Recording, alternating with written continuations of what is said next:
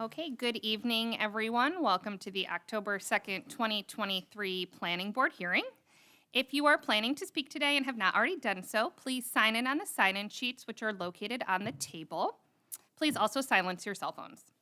Before we start, I'd like to explain the procedures that we will be following tonight.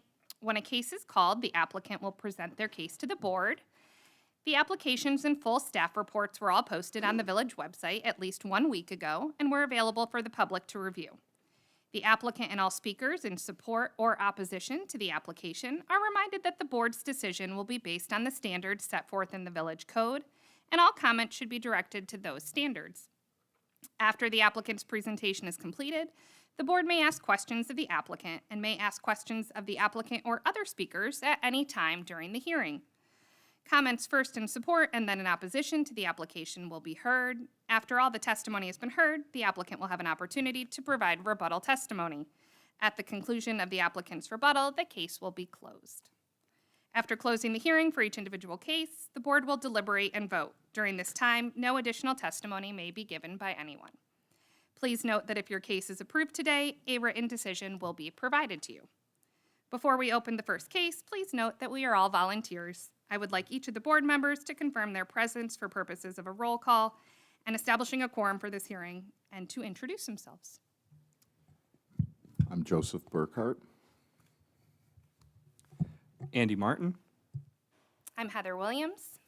And David Cruzy. Let's do this thing. Okay, I'm also going to ask that Chair Heather Williams ensure that David Cruzy is prepared and ready to go as he's the alternate, and so he will be acting in place of our absent members this evening. So, everyone ready for that? You ready to go? I am. Okay, cool. The first action that we have is the approval of meeting minutes. So we have a motion to approve the minutes of the October 3rd, 2022 meeting, a motion to approve the minutes of the August 7th, 2023 meeting, and a motion to approve the minutes of the September 5th, 2023 meeting. And so everybody's probably wondering, why are we still working on October 3rd, 2022? And that's because the planning board has recently met numerous times, but prior to that, it was October and January. And so we've had a different cast of folks at the table, and so I think now we're probably prepared to move forward on those. So is there a motion to approve the minutes of the October 3rd, 2022 meeting? I'll move. Second. All in favor? Aye. Okay. And August 7th? Moved. Second. Beat you to it. All in favor? Aye. Okay. And September 5th? Moved. Should I be abstaining from that one? Because I think you can vote, well, I don't want to ruin, we were rolling there. Well, if you gotta abstain, I gotta abstain. all right, we will hold off Oh, on you weren't September there 5th. yet, yeah. Okay. Sorry. And David, I'm gonna, if it's okay, I think we're gonna re-vote on October 3rd because David would not have been there. So can I have a vote on that again? Roll Aye. eyes. Okay. And then August 7th, I believe we would have had everybody there. I think all four of us were there. Yep. Okay, so that one stands. All right, so we will wait then on the minutes for September 5th of 2023. We'll hold those. Throw it anywhere.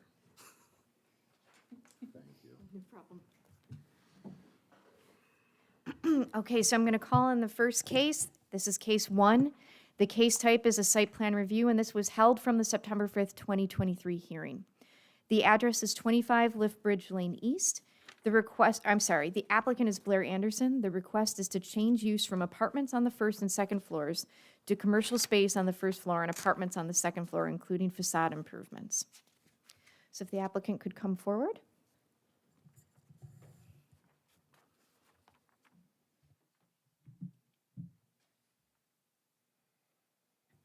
And if you could talk about your proposed changes and the application. So, so the planning board and also the public is aware a letter discussing the reasons for holding the application was provided to the applicant, and then he addressed those those items that were necessary to move forward. So that's found within the staff reports. And Blair, if you could go through that and discuss the changes, and then we will entertain questions from the board. Do you have a?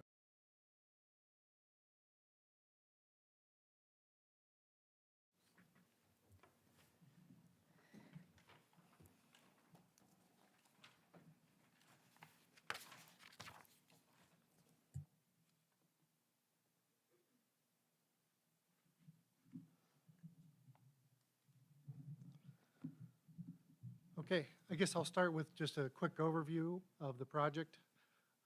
Essentially, as Jill stated, converting the lower two apartments into commercial retail space, and then the associated facade changes to facilitate that.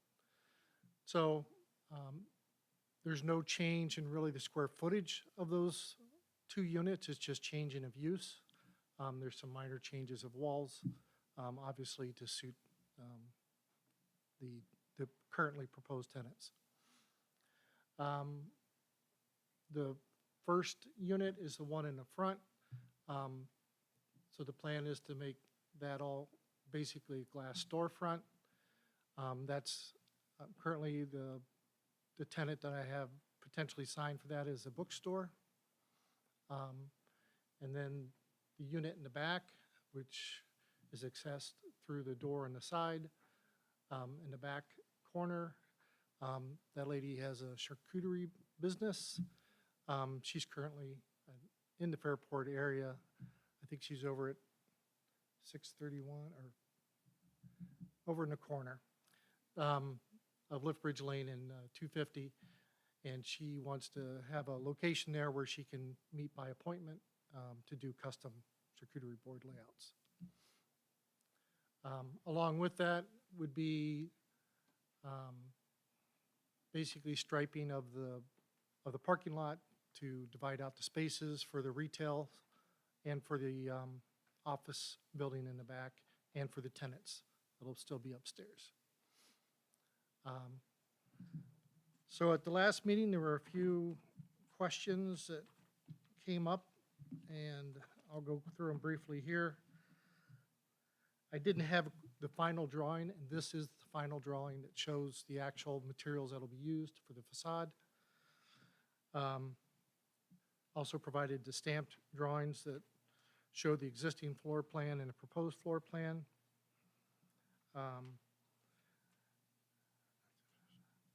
There was some detail requested about how far that awning would project out into towards public space. So that's approximately 4 feet, which is plus or minus 1 inch of what's available there, depending on whether you're talking about the left corner or the right corner.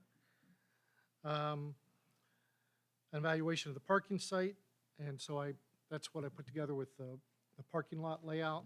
I'm sure that's in the package there somewhere. That shows 7 spaces on the west wall for the retail, 4 spaces in the back for the apartments, and then 9 spaces in against the building in the far back that's for the commercial space.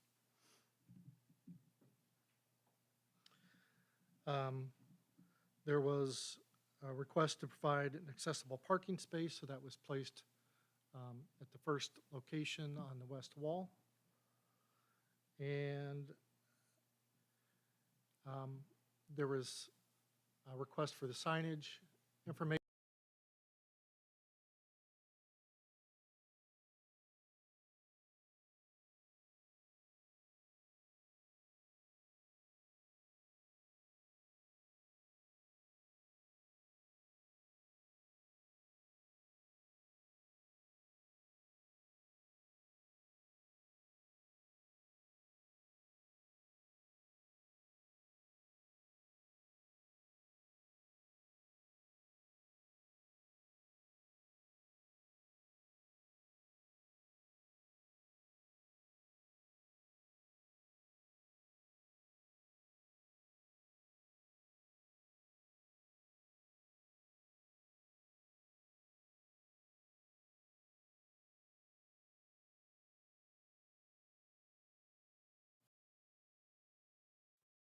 coming in and out of the parking space.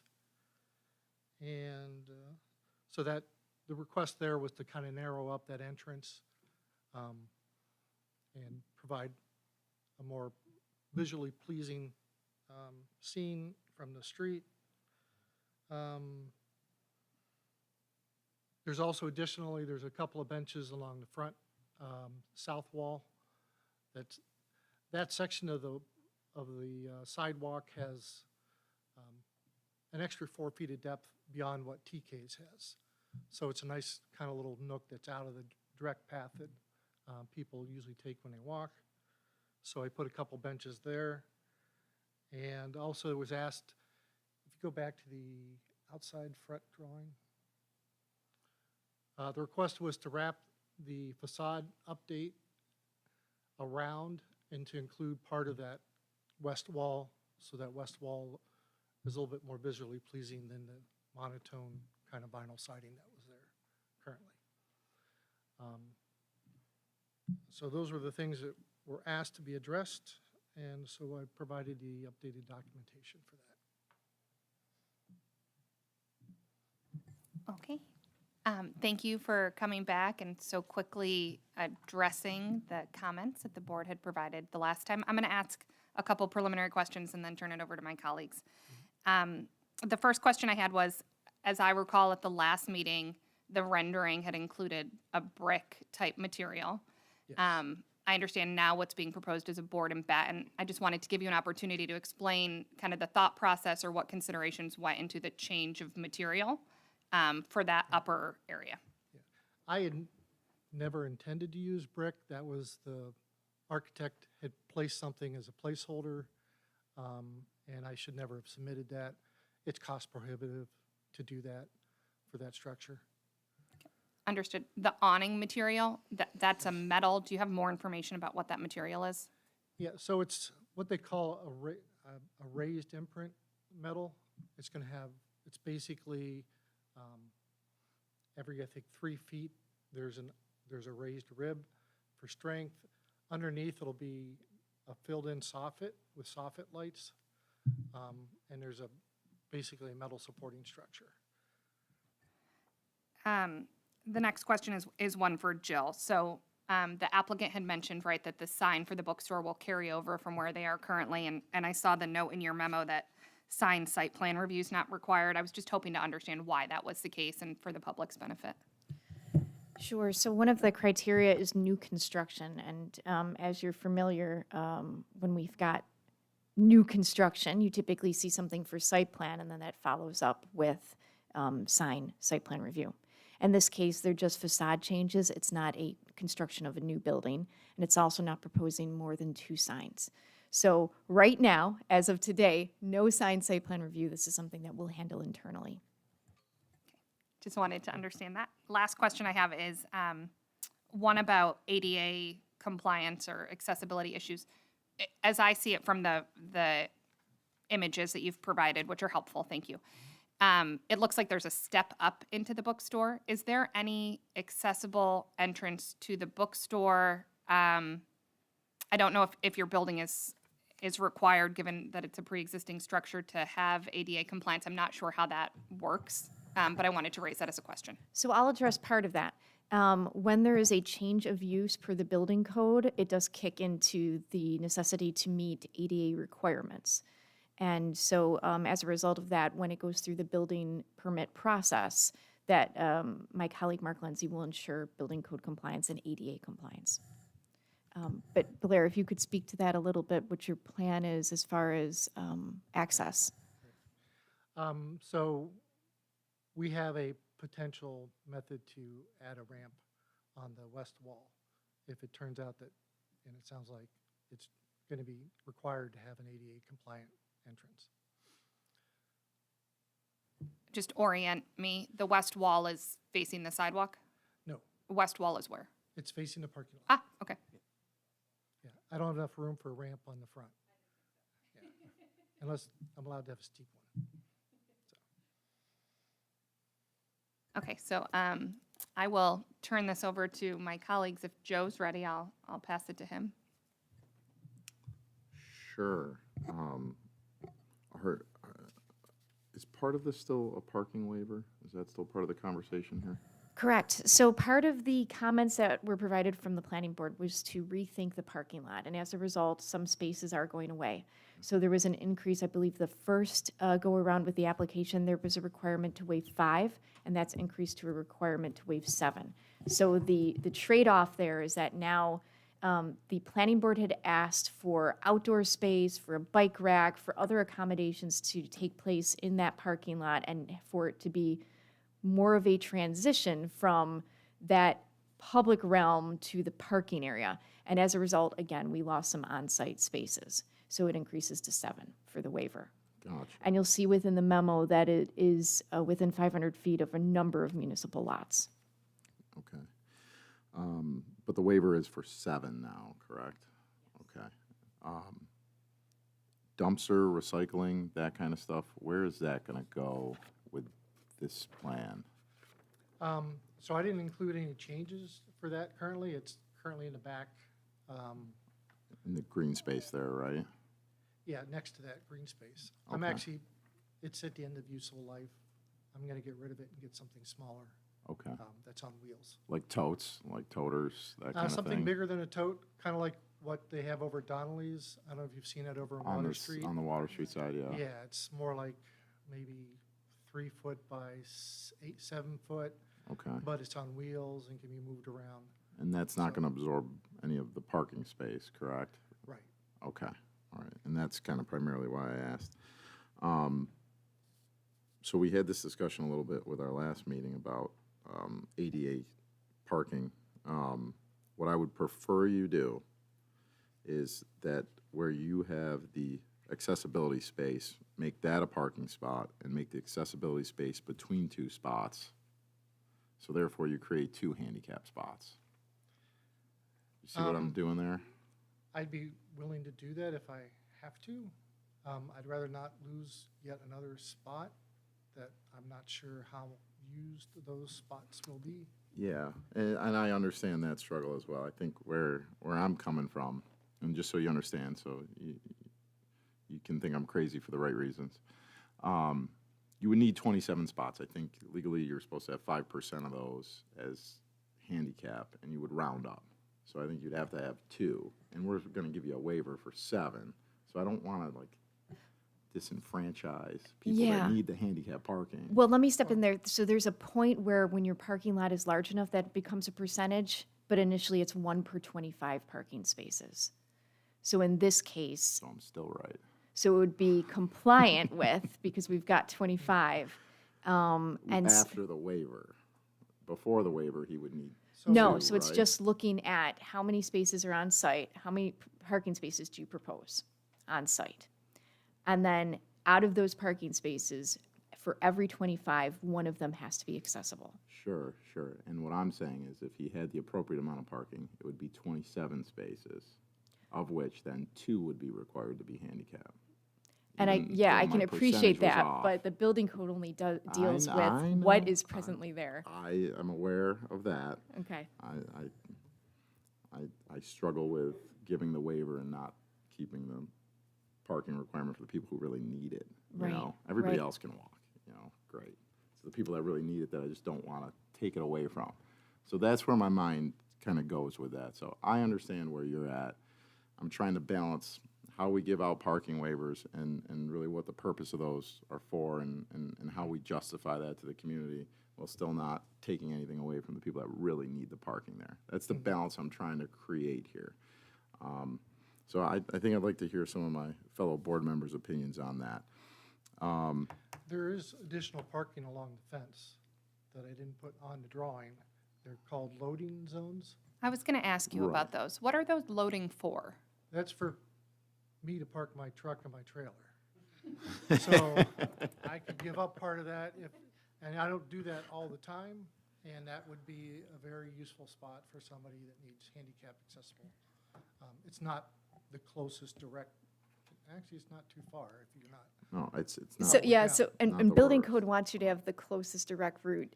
Do you happen to have any idea what the distance is between the loading area and the actual parking spaces? Is that distance It maybe may be like, like an extra 7 feet. well, or 8 I'm feet. sorry, the width between, so the loading area and this parking spot, is that 20 feet? Is it 10 feet? Because we also want to make sure that somebody's able to back up. Right. So I guess the planning board could consider exploration of the creation of additional spaces if, And Jill, just to be clear, when you were Yep. asking, are you asking about the loading area in the back, or are you asking about the two loading areas that are kind of on the side of the lot? so Those ones, okay. I believe that Joseph was talking about these. That was what we were just discussing. I was So- bringing up the accessibility space. That's what started the conversation. Right, and then the conversation led to, well, what could these be? Yeah, yeah. And there's one more way we can spin this. So if you're talking about 2 spaces for 25 or 27 spots, I also have the possibility to put in an accessible handicap on the back building, at the back door for that building. That would make 2 spots, potentially 3. That to me would be a So, good idea. right. So I think for you and the community. So I want to hear kind of some of the opinions of my fellow board members here on that. One other thing that just popped in my mind was how this incorporates with any of the other work going on Liftbridge Lane East. Did you look at that plan at all? And Oh, yeah. some of that? Okay, so are you confident that that blends in fine with what's going on there? Because I don't think have I that think it's a perfect fit. perfect, Because okay. it has someplace for people to park their bikes, because I don't know if you've seen what people have to do if they stop at Donnelly's or TK's, but they have to strap their bikes up to telephone poles and signposts. I have seen that, yes. Get chased off from hooking it up to the supports for the tent at Donnelly's, or Yeah, any number of things. And since it's on that side, it feeds right into the bike lane area. okay, great, great. Last time you had mentioned that you were working on a potential project for the back building. Is that still the case? Is that still a future endeavor of yours? It always is, but yes. Okay. I know what those are like. And then just so I'm clear on the materials, I don't know if you can bring that up again, Jill. Just because you threw in a bunch of different cut sheets in here, and I just want to make sure I'm straight. On the siding on the building, it's going to be this lap siding, this LP lap siding. Is that correct? It'll be the one that looks like board and batten. Board and batten. Okay, It's not going to be a horizontal boarding. It's a vertical batten. right. So something like this guy. Yes. Okay. And then the roof's metal. And then you talked about that roof kind of being like a structure. Does that have columns then that hold that? No. And It's a the triangular. awning, excuse me, not roof? So it's a triangular support that mounts to the Okay. front of the building. Okay. There's no vertical So support. the building supports it. And then was there any exterior lighting that you were gonna have on the front anywhere? 'Cause I So didn't- there's going to be soffit lighting in that awning. Okay, and that's it? Yes. No lighting for the signage or anything Um, like that? Lighting for the sign would probably be added, will be Okay. added. I think that's something that Yeah. you might want, but I would Yeah. say we could approve that administratively through the village, but that should probably be part and parcel of the conversation here. Okay?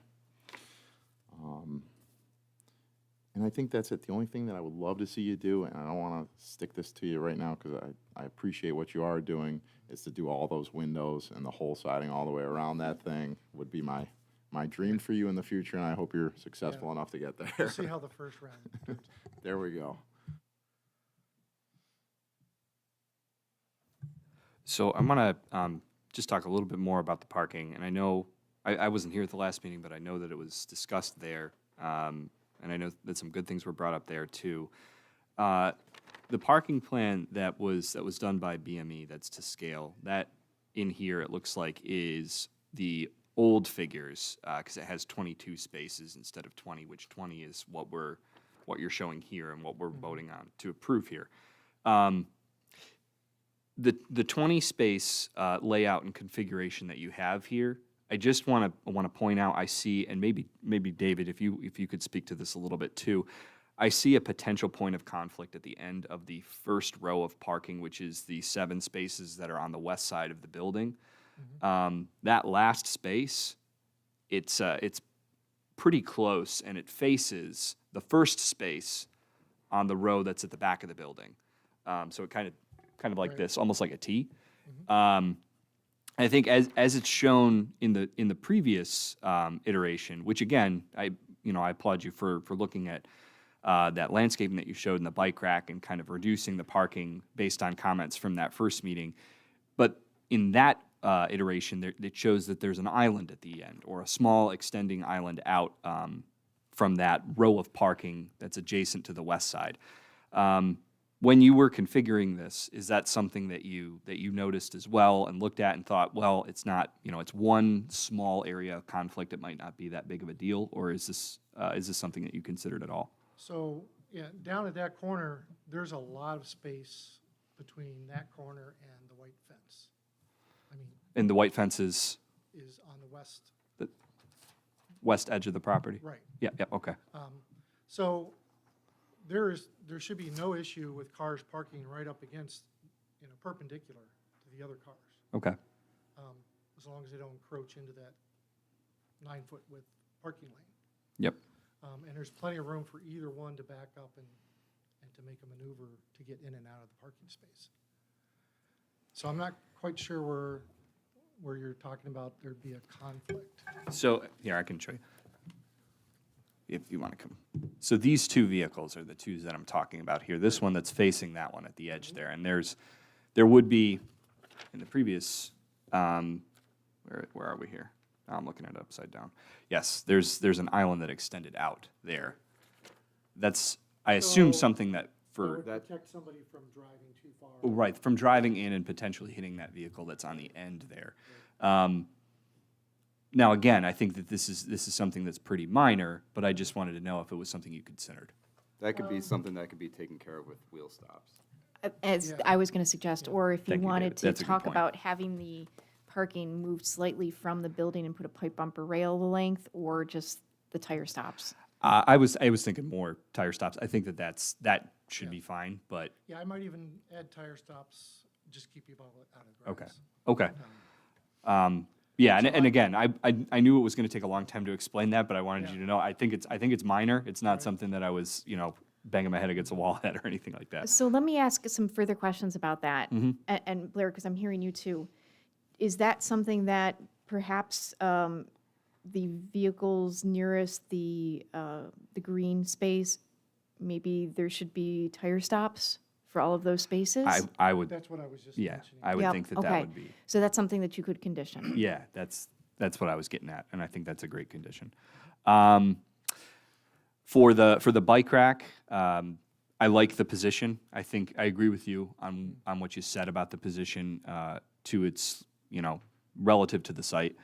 The one thing that I will ask, and just for you to consider, bike racks come in a lot of different shapes and sizes, and I think really, from my perspective as a planner, the most optimal type of a bike rack is one where you can not only lock the tire, but you can lock the frame to it as well. I know Dumore, as an example, is a manufacturer that has a variety of those types of frames for racks. I would ask you to look at those because I didn't see anything in here. Unless I'm missing something, I didn't see anything in terms of a type of bike rack that you were looking to place there. I was gonna explore that with the village. Okay. Try to do something that is maybe in harmony with whatever the village is planning to do for bike racks. So- Do yeah. it in conjunction, all sorts of options. I think that's a great thought, and I would ask you to look further into that. And again, something that can lock both the wheel of the bike and the frame of the bike is optimal. I'm going to echo what Joe said about the windows. I know that it's, you know, you're kind of going one step at a time here. I do think that this, you know, certainly the materials here are a lot more detailed than they were last month, and I applaud you for kind of coming back to us with them. One question I did have about the top of the building that's facing the frontage that's facing Lift Bridge. You kind of have it squared off with some architectural detail there, which I think looks really nice. From the position of, you know, kind of walking down Lift Bridge or even driving down Lift Bridge and looking at it, it does appear to be, at least from this rendering, kind of like just a thin rectangular topper. I don't know. I'm not. You know, I don't know if I'm describing this particularly I know well. the Okay. section you're talking about. Is there, and this might be something that's too difficult with the existing structure, with the existing roof line that's pitched behind it. Is there any way to kind of soften that so it doesn't look like it's just kind of plopped down on top? Well, the hope is that with the build-out of that, sort of that balance that's up there, that it provides enough width, and then it comes in. I think if you look at the profile on it, the way the architect drew it, Yeah. it shouldn't just look like a wall. It will in the lower section, but as it comes up, it should open up into that, or that cornice. Okay, so it's gonna, as it approaches the cornice, it's gonna potentially look thicker than it does maybe on the rendering. It's built up, it'll be built up with multiple layers of basically trim and vinyl Okay, to bring it out and provide more sort of a heft to that section. okay. And maybe it's just the way the rendering look. It Yeah, just can kind I- of struck me. Can I ask a question about that? I agree. If you look at the drawings versus the rendering, in the rendering, it looks like if the roof line goes like this, that piece is sticking up straight with a gap here in the middle. It does. That's kind of. But if you look here, and I'm not describing this well at all, I'm not nearly as sophisticated at descriptive terms as my colleagues, but here it looks like they're flesh. And I guess I am curious to Andy's point about, you know, It does look. do you see what I mean on this one where there's this sort of, this area right here? Right. I guess the question that I have is which of the two is it more like? And if it is more like this one, is there some type of detail that could be on the side, on that approach side, that just makes that side look finished instead of like you cut it with a pair of scissors? I could discuss that with the architect. Thank you. And I appreciate all of these things come with costs, but I think it's just ideas that we're floating. And again, we're really appreciative of the thought you've put into it. No, I think you actually explained it better than I was. So I appreciate that. Let's see.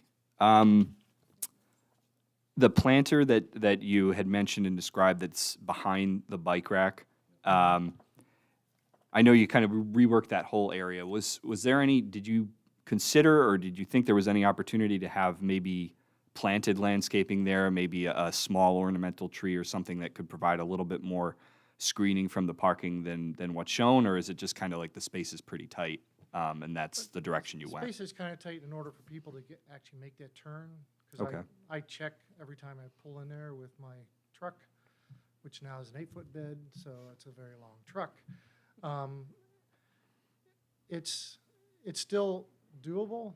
I did put a square planter in the middle with a tree. Yep. You saw that.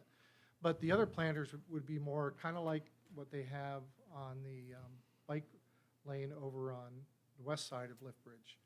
Those with the cutout metal. Yep.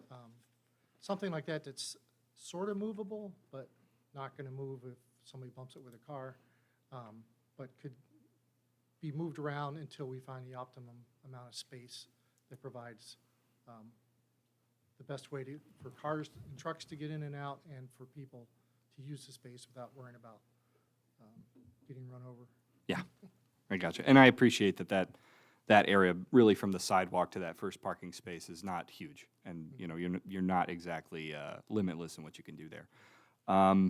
Those are all my initial questions, so I'll turn it over to everyone else. Thanks for coming back. Sure.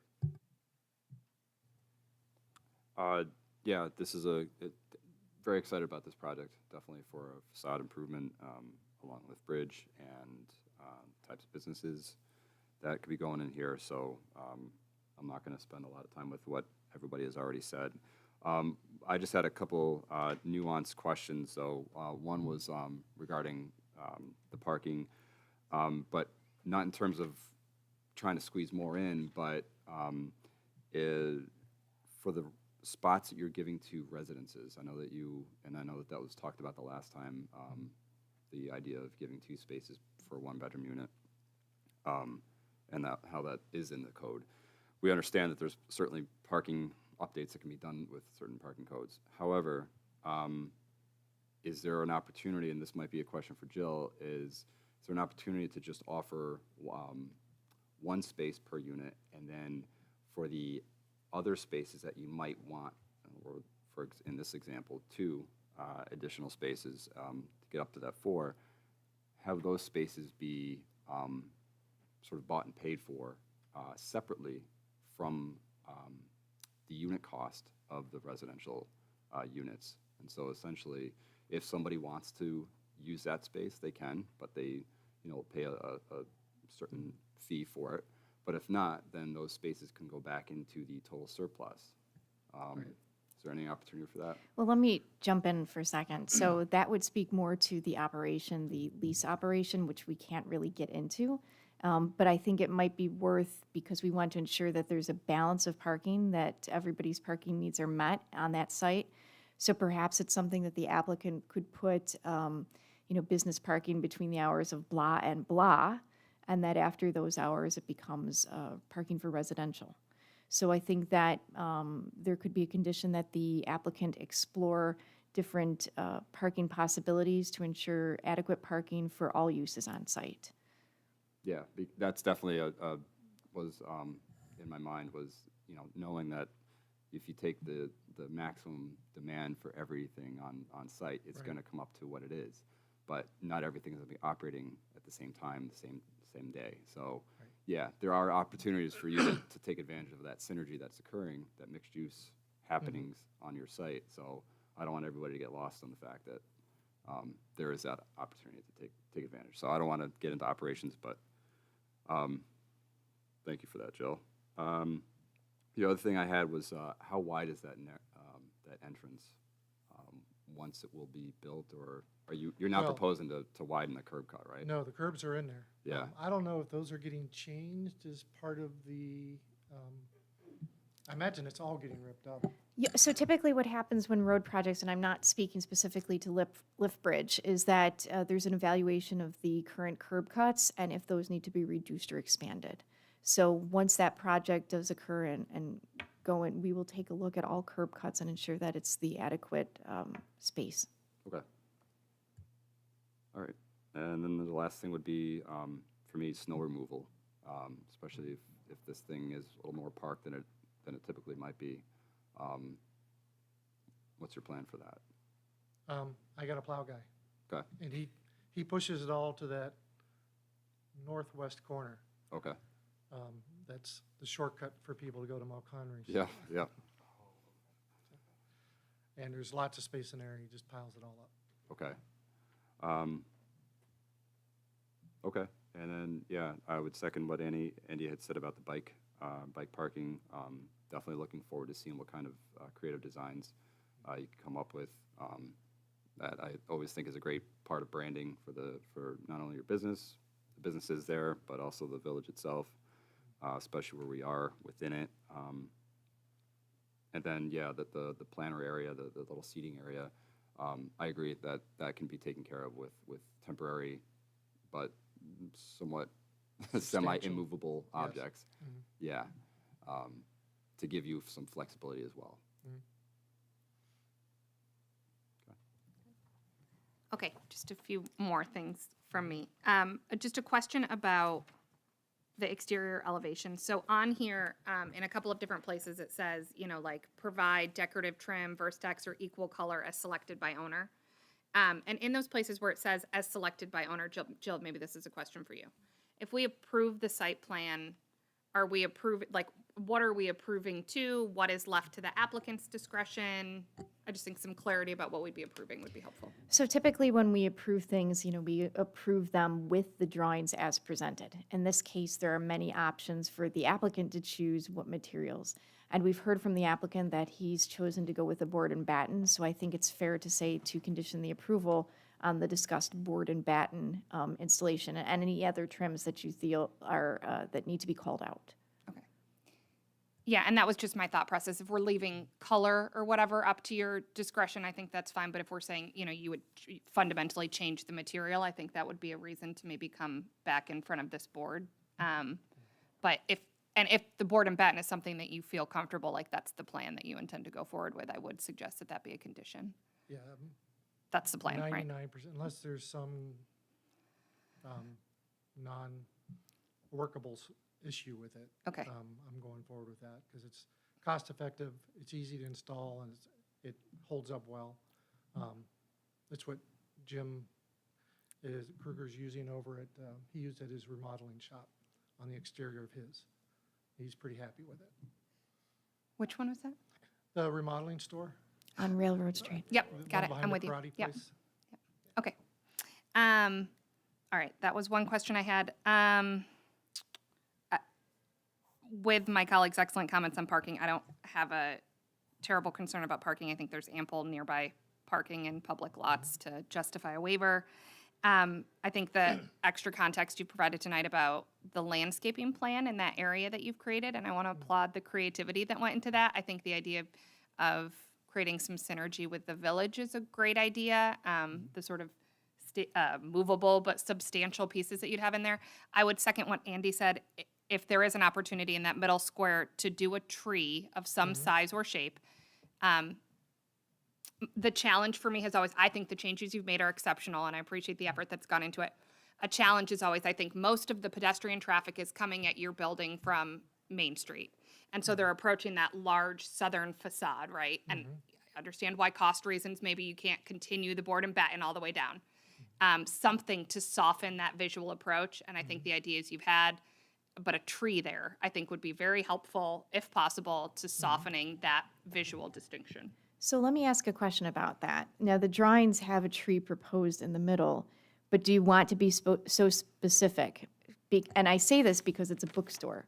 And so perhaps it's not a tree that's there, but maybe it's a fire pit, a gas fire pit down the road. People read along, right? And so I don't know that we want to be so specific with the design of that area, because I think that the applicant is going to see as it's used, how it's used, and what's necessary will evolve over time. So I hesitate, I recommend you not condition it on the presence of a tree.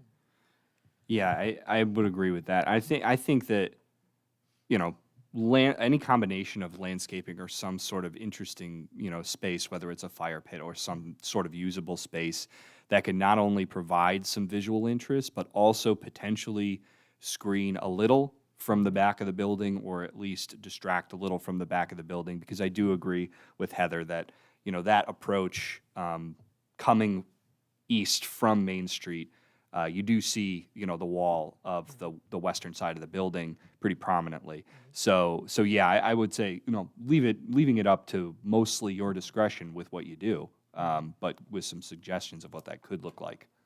And I think the planter proposed nearest the building will probably accomplish that. And I think the applicant is probably hearing loud and clear the desires to ensure that that's softened. Look at Jill looking out for you there. Yeah, no, I'm fine. I wasn't necessarily suggesting it be a condition, just thinking of creative ways to soften that, which I already think you've done in a lot of ways. I appreciate that underneath the awning, there's going to be soffit lighting that comes down. I think that will create a really nice glow for a bookstore especially. I think that's going to be fantastic.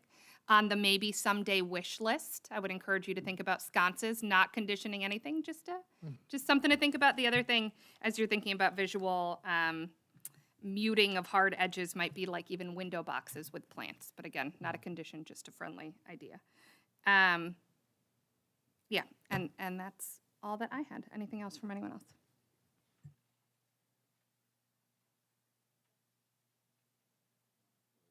Public comment? Yep. If there's anybody that would like to speak in support of the application, you can come up. Anyone that would like to speak in opposition? Okay, with that, we'll close the public hearing portion, and so now will be the opportunity for the planning board to discuss among themselves and take action. So on my list here, I have tire stops, the ADA compliance for the building, and then I had a lot of little other things here, but I don't think we got seriously into conditioning anything other than those two. I have lots of highlighting. Do you want me to read what I have? Oh, yeah. Okay. So I have, at the rear of the property, so at this building, to add an accessible space. Do we want that? Yeah, well, I thought that was kind of what we concluded as the best option here based on that discussion. So I was good with that. Okay, and the applicant did offer that up. And then we have tire stops for spaces nearest the green area. We have the applicant work with staff to choose an appropriate bike rack. I don't know if we want to make this a condition, so I'll save this for the last. Condition on board and batten, and then take advantage of opportunities for the applicant to explore shared parking. And so I don't know if you want to condition that, because there's not, at the end of the day, there's not really something that I could say, oh, he checked the box. But Yeah, I think that, I had a procedural concern about what that looks like for the applicant's clarity. I want you to be able to leave today knowing exactly what you have to do. So Correct. my concern there is what that would look like. so if you felt so moved by that, you could require signage on spaces that dictated hours that they could be used.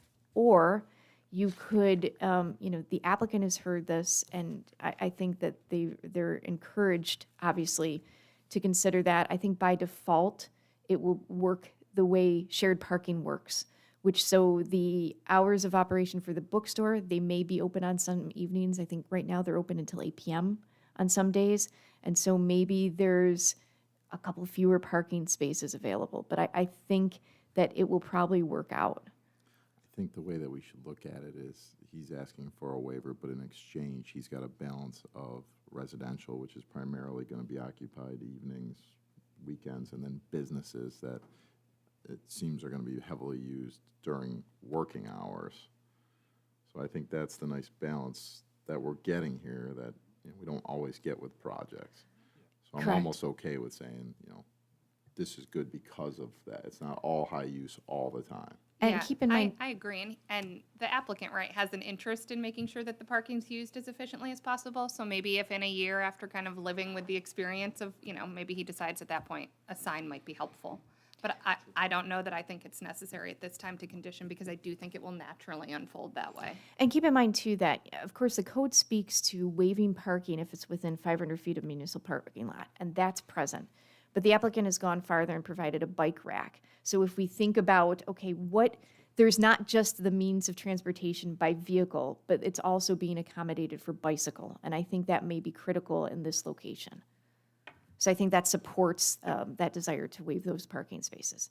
So let me go over the conditions again, because I like repeating them. The first one is condition that the material on the exterior be board and batten. The second one is the applicant work with staff to choose an appropriate bike rack. The third is tire stops be installed for spaces nearest the green area. And then the final one is the addition of an accessible space at the rear building. And is it just naturally conditioned to the drawings provided as well?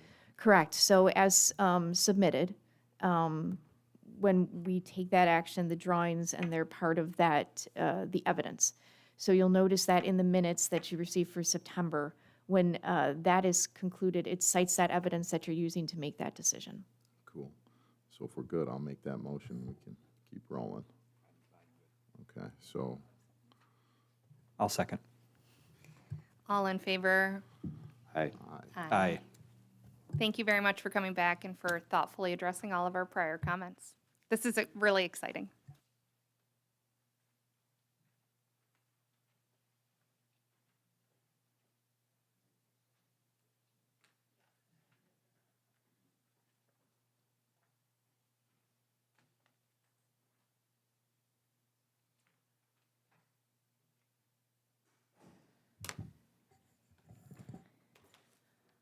Okay, forgive me, I'm gonna take a minute to get technology set up here.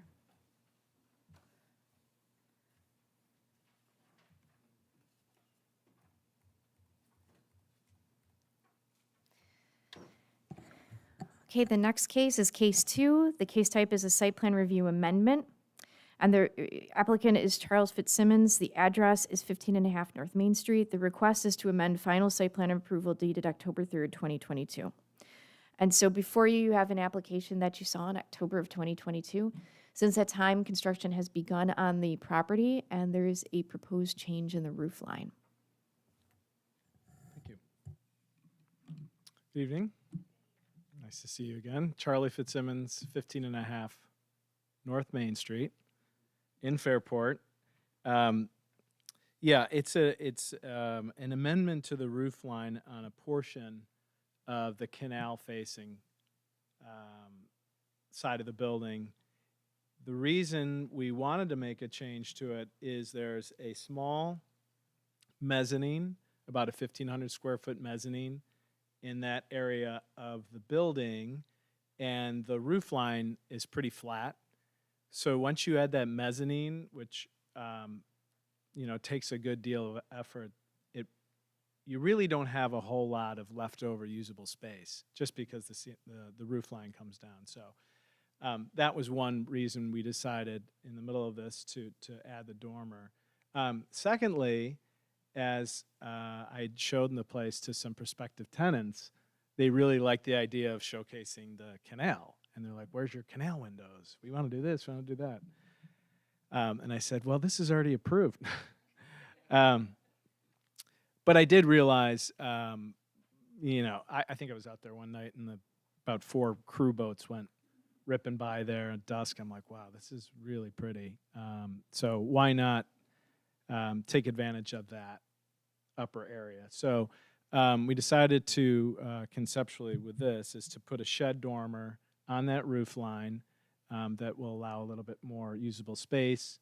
On that, the architects detailed a metal roof to kind of contrast the new asphalt shingle, sort of a seamed metal roof. I think it would look nice. The windows are going to be consistent with the approved black frame insulated glass windows. I actually don't have the answer to if they're operable or not. I don't know if they're operable yet. We want to get a little bit more detail on what that height and size is and if it makes sense for a number of issues, probably safety and accessibility and that type. So first wanted to see, before I got into approved construction drawings with the building department, see if this was something you would be amenable to with the addition of the dormer on that canal-facing side. So that's kind of it in a nutshell. I don't know if there's any questions I could answer as far as detail on it. There's not a whole lot of detail that my architect has put in. Obviously, as I said, he'll provide some construction drawings to the building department on that. But consistent with the approved, the materials used, the colors, other than the black hem metal roof. We'll go the other way. We'll start with David. I really appreciate taking advantage of the canal any chance possible. So, yeah, it's definitely an opportunity, a good space to do it. It breaks that length of the roof line up, adds some variety, adds some interest for anybody that is in the rowboats or anything like that, or kayak. And then obviously your users are going to benefit from that. And I think you've touched on a couple things about, making sure that, anything specific relative to, the safety of the windows, how they open, whatever, I trust that will be all worked out and addressed. But in terms of, the material that you're going to be using with the metal, that I think is, it's a very classy material that we've, of course, we've been seeing elsewhere throughout the village more and more lately. But I'm very thrilled with, seeing something like this. So I don't have too much. I don't want to take up too much of your time as well. Thank you. Andy? Yeah, I'll echo that. I think it's a fantastic idea, and I'm glad you came back to us with this. I can't remember if we had even discussed anything beyond just the view from the ground floor or from the ground of the canal. And I know we had talked about, and that you have the space for murals back there, but this seems like a much better alternative for getting that view of the canal. Yeah, and if you recall, the windows had been blocked in the past, and that is when a restaurant comes, that'll be where the kitchen is, so that made the most sense to block out those Yep. windows. Yep. And I remember we that. talked about, why are you blocking out the canal windows? And it's just kind of an odd-shaped building, and it's proximate access and where the public's coming from. So I felt this was kind of a good balance to still, take advantage of that a little I bit agree. more, so. I agree. Yeah, it's coming back to me now a little bit. Did you mention, and maybe you said it and I missed it, did you mention the color of the metal roofing panel that's going to be there? That's a good question. Blackish. Okay, okay. So if you recall, it's a white brick. Yep. Up to a certain level, and then a white stucco, the remainder, and then the windows are all black, aluminum cased windows. Okay, So it's going to be consistent with those. awesome. At black asphalt roof, I like that. really good in the summer. Yeah. For, I think keeping it I think that'll look really sharp. yeah, I think it'll look nice. You had mentioned, this is just for my own curiosity's sake, you had mentioned that you've been showing tenants. Do you have I know. Do you have a You tenant? know what? I had a feeling that was going to come up. No, unfortunately, I do not have one. We were pretty close to a brewery, which is just what you want, another brewery here in Fairport. But no, I think a little bit of, my dad used to call it tire kicking when he goes shopping for cars and never really buy a car. So we're going tire kicking.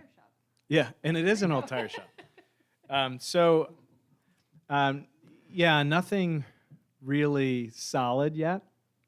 Worst case scenario, I would put something in there myself, but I really don't want to. Yeah, sure. I think it'd be great. I mean, I look back to when I first got in this business, I'd be like, this is like the best spot Yeah. I could ever have. And I'm just, not opening more restaurants these days. But so spread the word. I think a great restaurant, Yeah. brewery, or even craft spirits, No, I'm ve- wine, something like that. yeah, it's really I think- anything like that in that realm. I feel like would be really Yeah, great. I there. had a yoga studio that I thought would be great with its proximity to the canal Yep. and the view. the Yep. view and the boats there. But it was a pretty big space for them, and they said if you split it up, I'd be interested. But I'm roughing it in as a restaurant, so all the utilities are going to be for a restaurant, which is the best use for it, especially with the open container there. Yep. And, it's got to have a restaurant component. So nothing quite yet. Awesome. But we'll make it so pretty they can't refuse it. There you go. There you go. Well, thanks again for bringing this to us. Like I said, I think this is a slam dunk. I'll turn it over to Joe now. Sure. So I would still love to see you put more windows on that south facade. But the only thing that I would add to this as just a condition would be around the windows and around the trim that the remainder of that dormer gets sided with the stucco, same as the rest of the building, to match the rest of the building. That just wasn't noted on any of the drawings here. it wasn't. And it's just, that's the elevation of your building as compared to everything around it. You're gonna see this from everywhere. So Yep. if you're okay with that, we'd like Fine. to throw that on there. Yep. And, I think it's stucco, consistent with the approved building above the brick. yeah, that's what it Okay. says here. Then It that's right. says stucco on here, so. I couldn't. But, yeah, if you're good with that. Yeah. I Godspeed. think they look nice. Thanks. Yeah. Speed we need. Sorry it's taken so long. We had a few bumps. Yeah, but- nothing else to add other than just, it's a great project to begin with. I think this is a fantastic addition to Yeah, an it'll be exciting fun. project. We We're are thrilled excited. to see I'm sorry it's just whatever been comes in. looks like a bomb shelter there, but. No, you're doing work. It's exciting. yeah. People are excited, and I've got little kids. They love construction. Yeah. Bring it on. Good. Okay. Thank you. So now I'll ask for anyone in support of the application. Anyone in opposition? So we'll close the public hearing portion and we'll let the planning board discuss. I'll discuss the one condition that I did here, that the remainder of the dormer gets sided to match the rest of the building. So moved. Second? All in favor? Aye. Thanks again.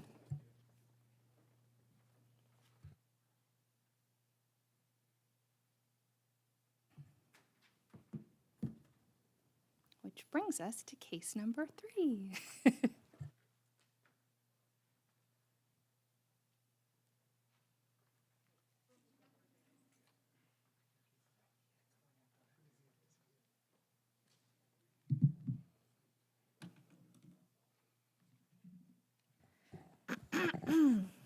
Okay, this is case 3. The case type is signed site plan review, and this is another amendment. The address is 75 North Main Street.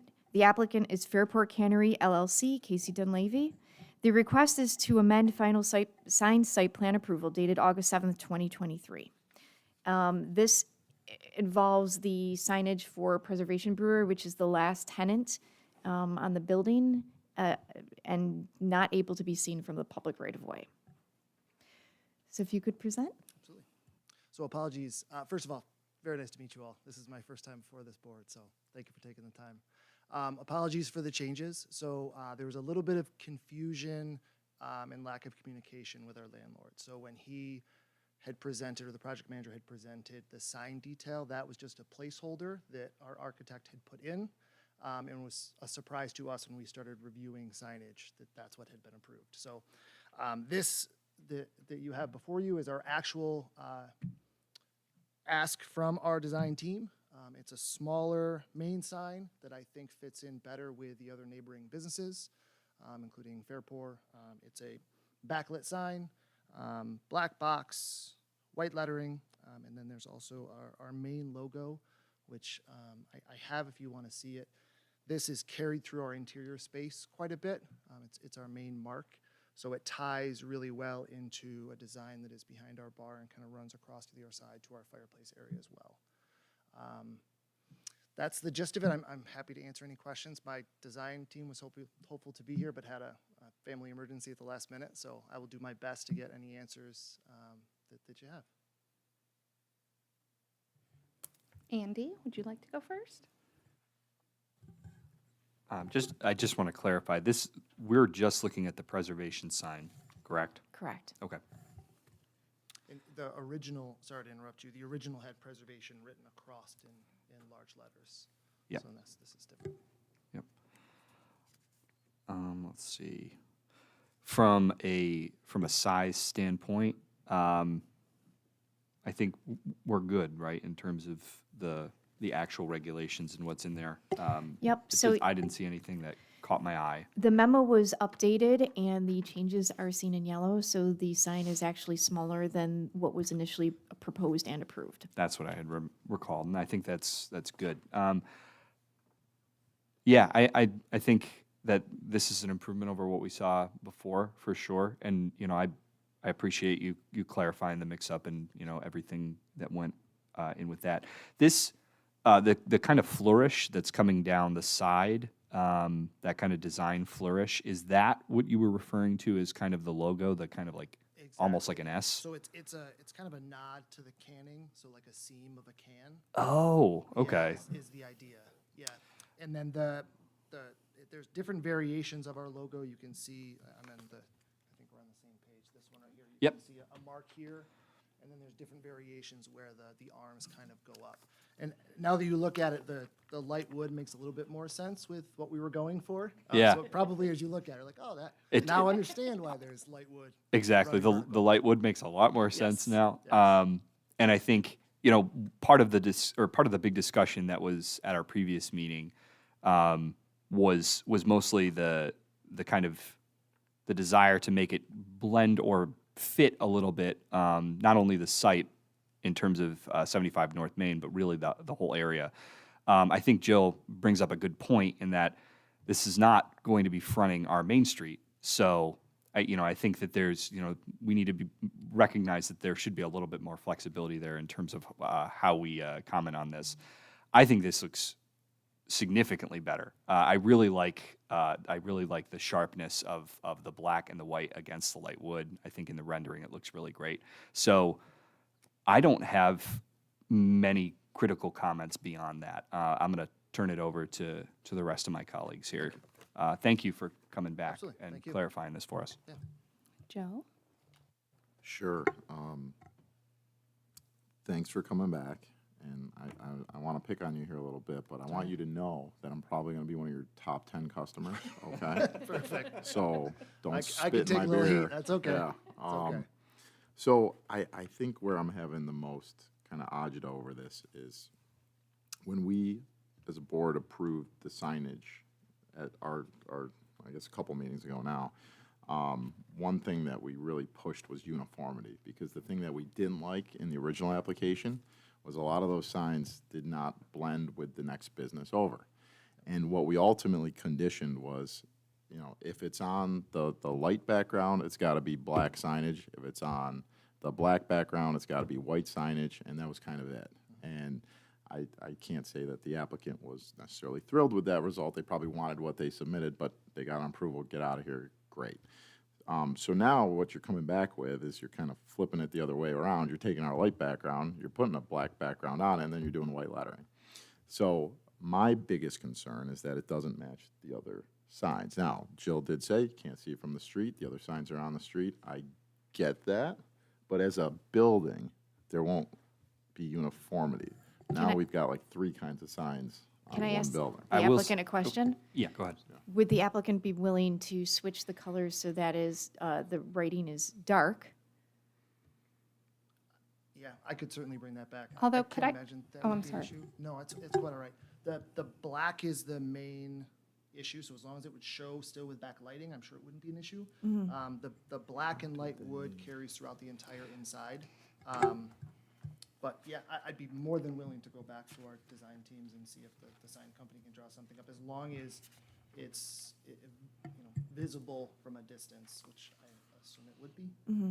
But I'd be certainly willing to entertain that. And for just one thing that I want to kind of clarify, at least from my perspective from the last meeting, my biggest concern was the actual backing that the sign was on and how that was going to look and interact. So with a black backing having white lettering, I see that in the rendering now. I'm much more, comfortable with that than what we were discussing last time with the whole group of signs. And please, this is my first meeting, so I am not, communication's not been fantastic throughout this process. You guys excluded just with the landlord, so if I'm missing anything, feel free to fill me in on any of that backstory, because I'm not aware, I'm kind of coming in brand new. Joe, can I chime into your Yeah, comment there? Yeah, please. One thing for me, I also agree with Andy. I view this as an improvement, and here's why.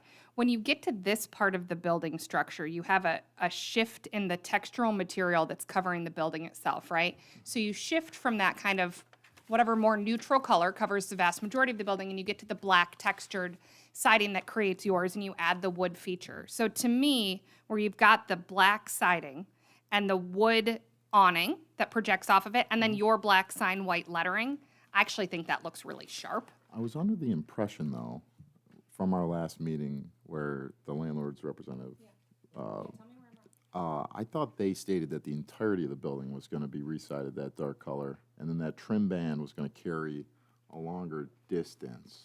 So the top, and this is beyond our space, but I just spoke with Chris, I'm sure is probably who was in Is here. that it? The top is going to be the black metal, and it's going to be painted black just like ours.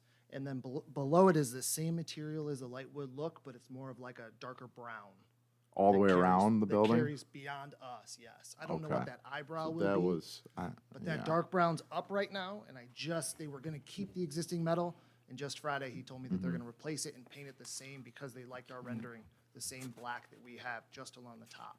Right, but so there is, am I right in there being sort of a visual distinction, the rest of the building from your building? There's some type of Very or much your part of the building? The majority of the rest of the building is more brown. Yeah. And then ours is black. It actually got painted today, so it's fully black now, but just with the light wood.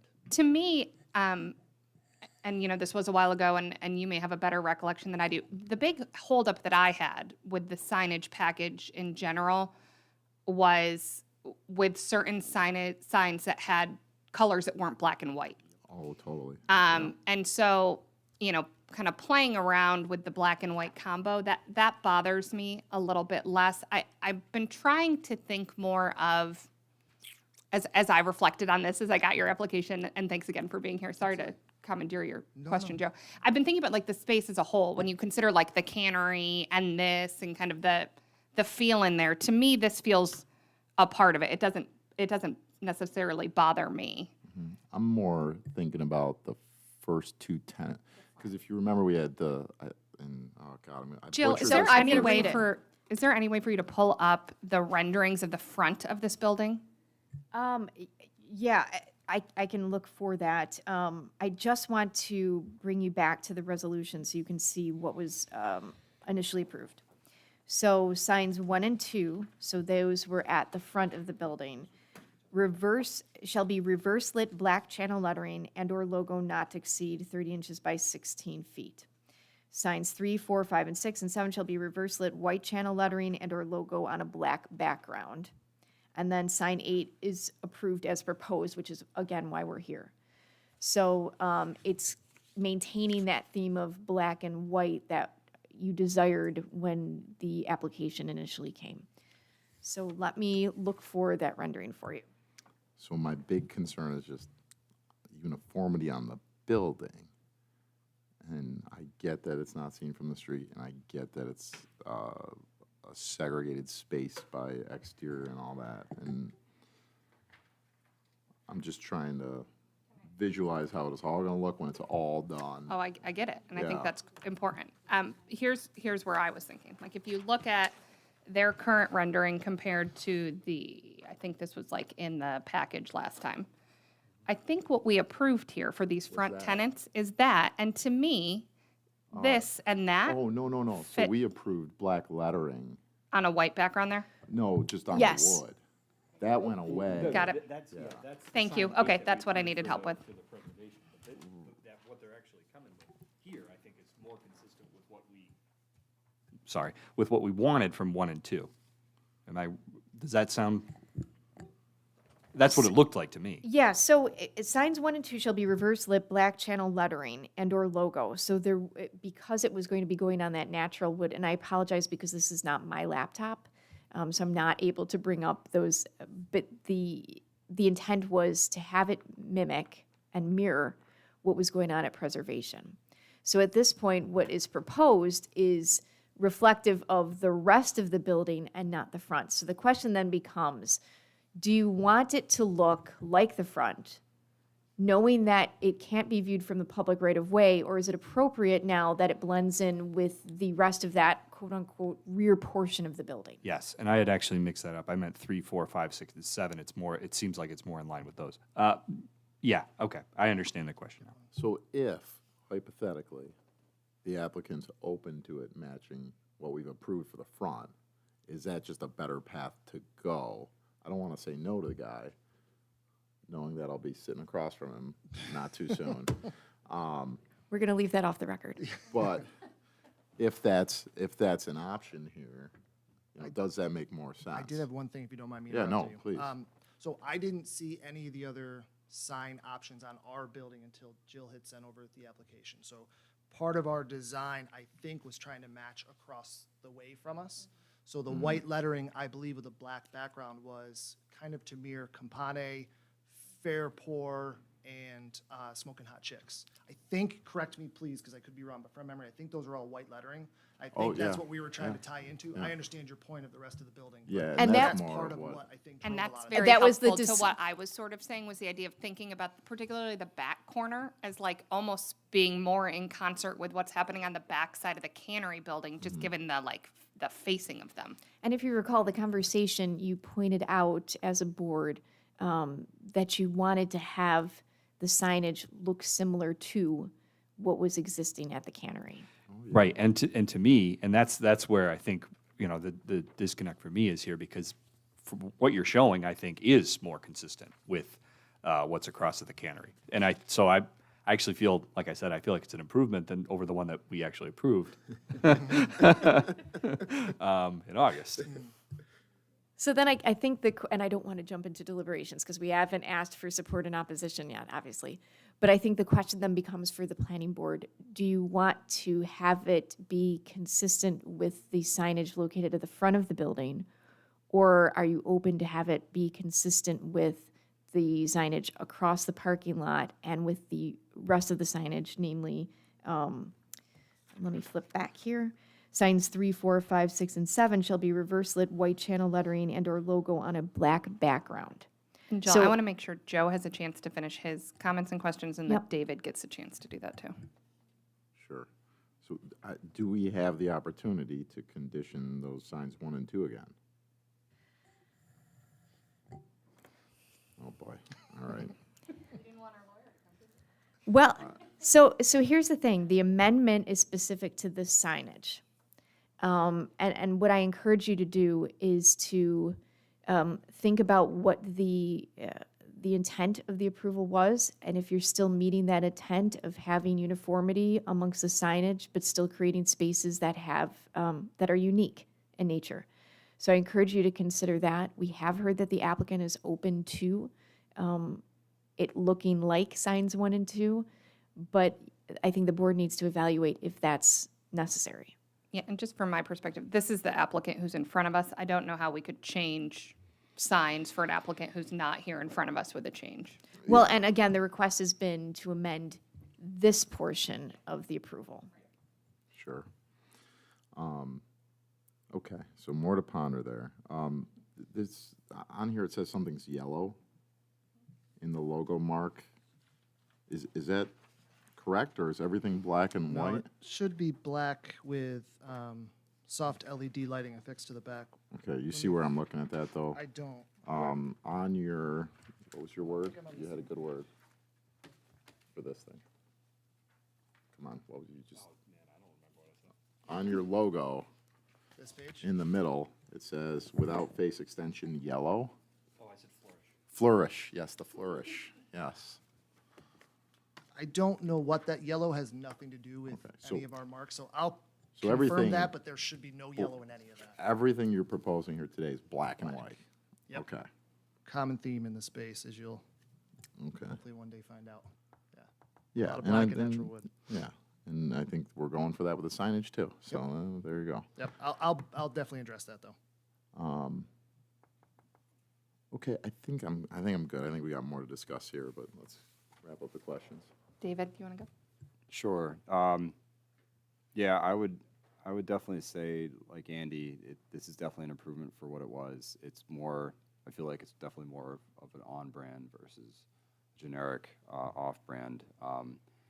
And I would say too, the extension of Andy's Flourish, that vertical logo sign is definitely, I think when we talk about signage and branding, you can just have a logo as who you are and what you do.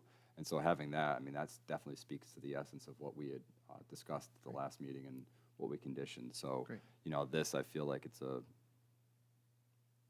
obviously calling out to the name of the company and name of the beer company. It's a little different than what we had initially discussed, but it's, I relate it back to my kids when they ask, can we do something? And yeah, you know what, maybe this is maybe you do have a little better idea than what we had intended.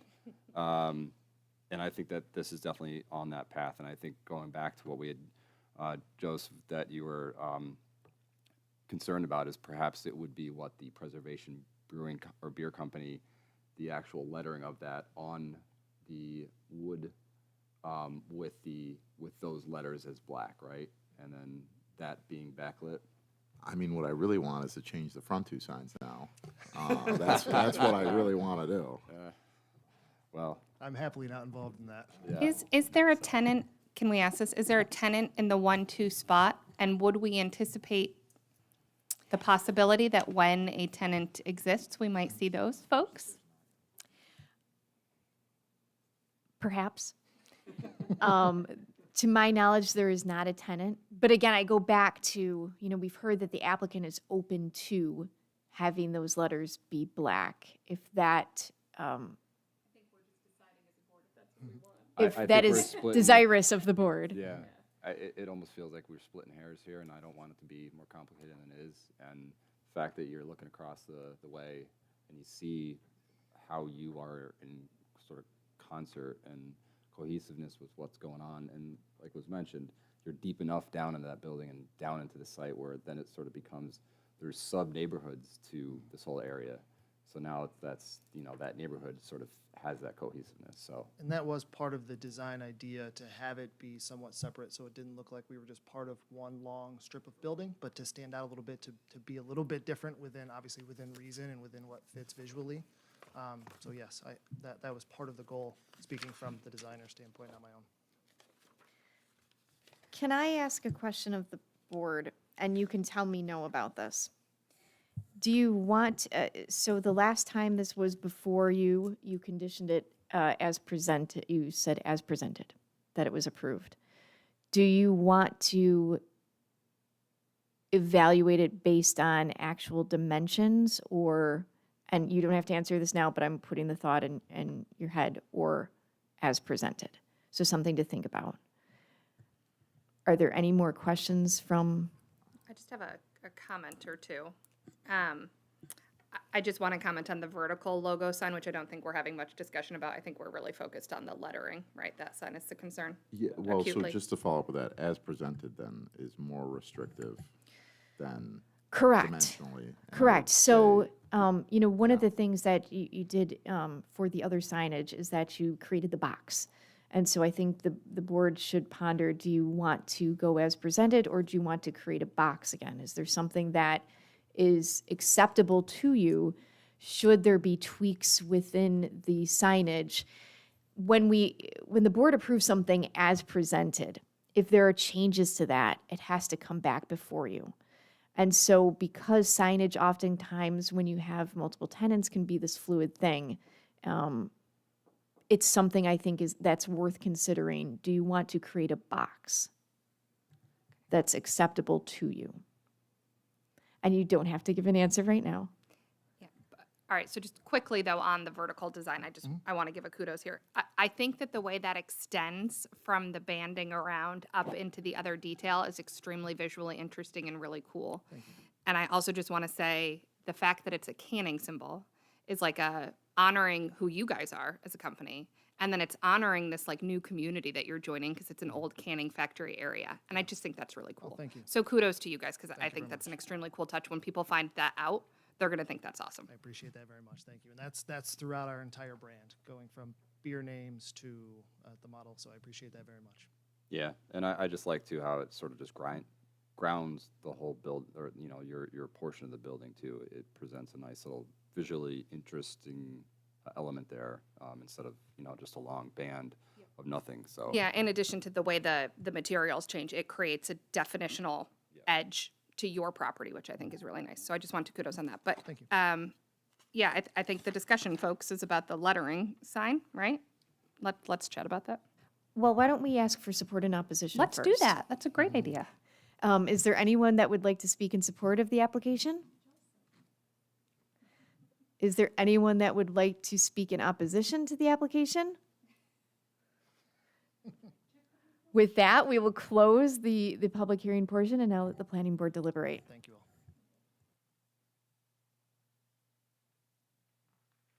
Okay, so what?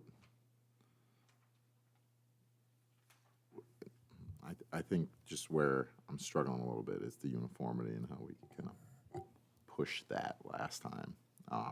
And we've had historically the same conversation with other multi-tenanted buildings in the village, and we've really pushed that. So I'm not saying I'm opposed to having something different, but I think the rationale why, and I like what Jill said, maybe for the wrong reason, but saying that as presented, because we're okay with it in this situation. If there's a change of tenancy, we could go back, so we're not necessarily married to this forever. So I think there's some opportunity afforded with that.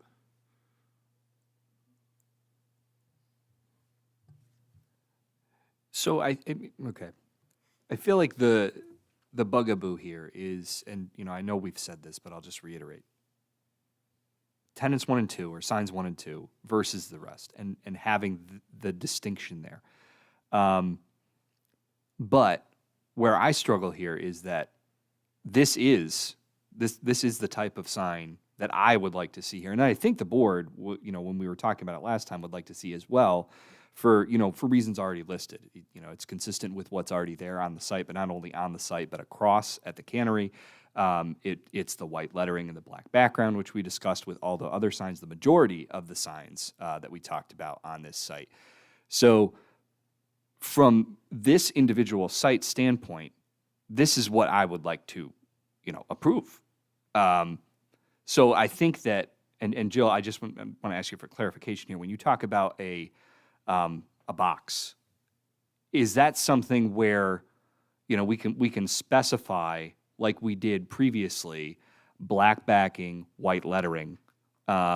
Because if that's the case, then I'm more comfortable doing it that way, and I think that would be probably better for us. I do think, sorry, Joe, I don't think that addresses the sign 1 and 2, and I think that's where the difficulty now comes in for us. But That's my agita over the whole thing. I'm with you. And that can be resolved again by, you could condition it and say that, that this sign shall be reverse lit black channel lettering or logo not to exceed whatever size. Yeah, but I think we like this one better, and now we want to make them do this one on 1 and 2. And I think what you're telling me is that ship's already sailed. A little bit. Okay, left board. There's no, So, and then there's a couple things going on here, I think, with the shape of the building. So signs 1 and 2 are at the front, typically that front of the building. That's, when we took this through site plan review, that the consideration was, okay, this is where the activity is going to be. This is where we want eyes on the street, all of those things. The rest of the building is almost like back of house. So then the consideration becomes, and I'm not saying that the decision previously made was incorrect, but then if you like that signage as presented, is there anything negative that you can think of to have the signage from a specific point take on the same appearance? So we have signs 3, 4, 5, 6, and 7 shall be reverse lit white channel lettering and or logo on a black background. So that's occurring from that, let's say, side entrance, then the what you're length of the saying. building. Sure. So then the question becomes, do you have to have that front portion tied with a portion that is unable to be seen from the public right of way? Now, as an observer of the board, it seemed at the time that you were trying to link that signage that was so very different from all the other signage presented. You were trying to create that link. And so now the new proposal makes the link for you. There's nothing that you have to do. It's there. It's presented. Previously, it took on a whole different feel than the rest of the signage presented, right? It was for lack of a better term, the Sesame Street, what doesn't belong here, right? What doesn't fit in? And so as presented, it takes on that same appearance as the rest of the signage on that wall. So what you're saying is we're not really allowing 3 different styles of signage. You're in allowing one 2. building. I'm still allowing 2. Correct. Okay. So it's still 2. That's a big It's one, not yeah. going to be a situation where you're going to have that it starts to look like strip mall. Everybody has their own signage, their own colors, because you did condition it on the signage 3, 4, 5, 6, 7, looking a particular way, which is the way that this was presented. and I would say too, at the last meeting with that, is that, we saw something that we thought was going to be the sort of the preliminary final approval or plan for that sign package for preservation. And now what it is today, new information has come to light, and it's definitely something that, yeah, this, like you said, that's in the essence. Had we had that type of proposal the last time, I think it would have better. We would certainly be feeling Oh, God, yeah. a little less conflicted, but I think I'm more of the mindset that thinking like you're saying, Jill, is that that is what the intent was to get to something like that. I think that the contrast is what we fell onto because of what we were seeing basically was something that can't really put a backer on something that had such a long title to it for the length of the building. Whereas with this is much more in line with what we had sort of intended in the vision for the entire cohesiveness of the building, so.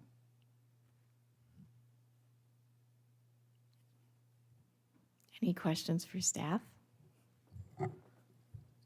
No question for staff, but one thing that I think, I just want to kind of bring us up 10,000 feet here and look at this a little more broadly. We're, at the very least, if we take this as sign 8 and we group it with 3 to 7, like we're talking about in similarity, and compare it to the other sign type, like you said, there will be 2 sign types. We're looking at a combination of blacks and whites. So the consistency on the building, I think, will still come through. Is it going to be, of the same exact package? No, but I do think that there will be enough consistency that, again, it's not going to look like a strip mall. It's not going to look like completely individualistic combinations of signs, logos, colors, and things like that. So I think big picture, I'm still good with that. And I think that still works for this whole site. If you recall, too, the conversation that you had when this first appeared in August, you wanted to ensure that there was creativity that was allowed, but also create some sort of sense of consistency.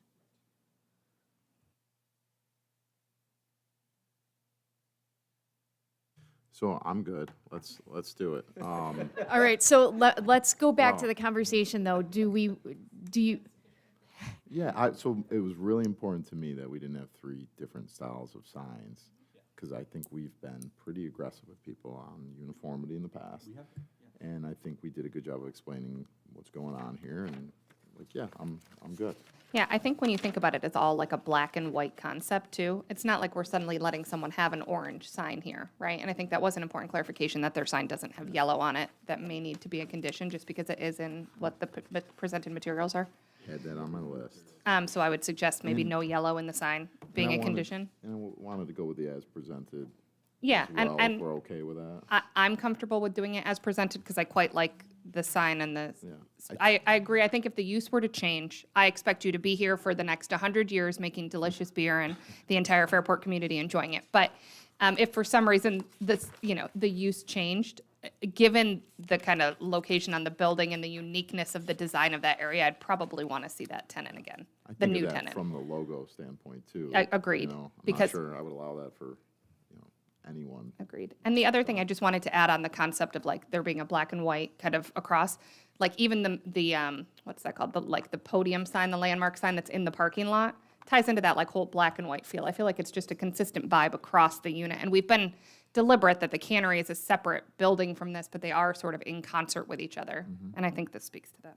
All right, sounds like we're good. okay, so am I hearing that sign 8 is, sign 8 is approved as proposed? As presented, with the condition that everything is either black or white. Unlike our sign code. So on condition that the only colors, the signage is only black and white.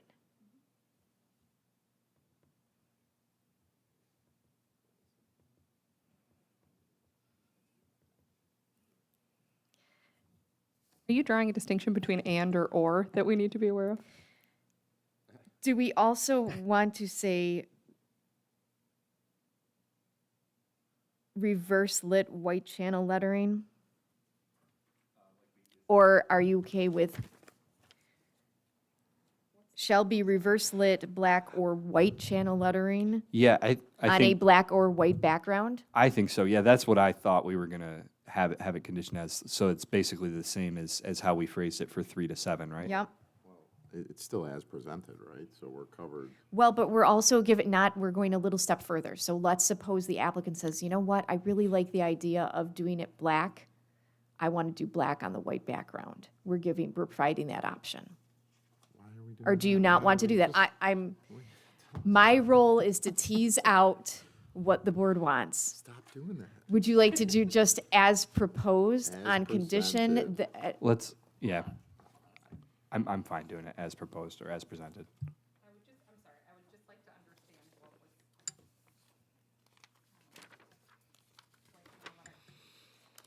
Yeah, I'm good with as presented because the prior approval was reverse lit white channel lettering on a black background. And what we're approving here would be reverse lit white channel lettering on a black background. True? Yeah, as proposed just is a little bit, it seems like it's a little bit more, we're tying it rigidly to what was proposed, which correct? is, And is that what you want to do? I'm fine with doing that. I Okay. mean, depending on how everybody else on the board feels, I No, I think that agree. that's all right. I agree. Okay, so what will happen is it won't be a condition. It'll just be an amendment to the approval citing the particular information that was submitted. With no yellow. So, So a condition that, motion to approve. so, well, let me ask this question of the board. It says, and I cannot see that.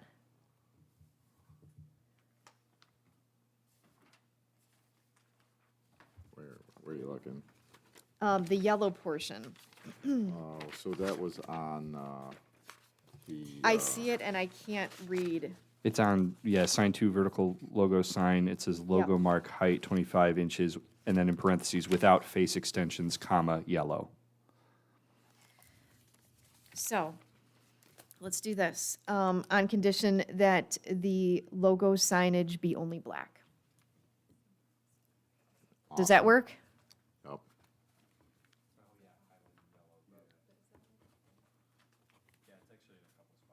So can you, I'm actually not sure yellow is part of the design. I think it's meant to just indicate, like, if you look Without at the page face. before, Yep. highlighted in yellow Yep, I'm above, reading and that then at the now. next rendering, it says Yes. without face extensions in yellow. Okay. So the highlighted in yellow is the one that I didn't notice, and maybe Joe didn't notice that either. So that clarifies what the yellow is. The one that we were looking at, it just says without face extensions, comma, yellow. Yes. okay, I get it. So, Yeah. it will be as proposed. I'm gonna, So can as you proposed. tell, so what are our conditions here? No conditions, No as conditions. proposed. Okay, so moved. Second. All in favor? Aye. Gonna need a motion to adjourn as well, Motion unless, to adjourn. okay, second. All in favor? Aye. Aye. Thank you again. Thank you. Nice meeting you. See you soon. Thanks for writing us up.